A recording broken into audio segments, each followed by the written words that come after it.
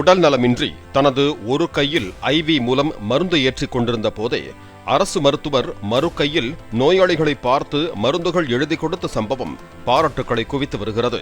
கஜபதி மாவட்ட ஆரம்ப சுகாதார நிலைய மருத்துவர் பிரஜா ராஜ்கருக்கு உடல்நலம் குறைந்து கையில் ட்ரிப்ஸ் போட்ட போதும் ஓய்வெடுக்காமல் அங்கு அவர் மட்டுமே பணியில் இருந்ததால் காத்திருந்த நோயாளிகளுக்கு சிகிச்சை அளித்தார்.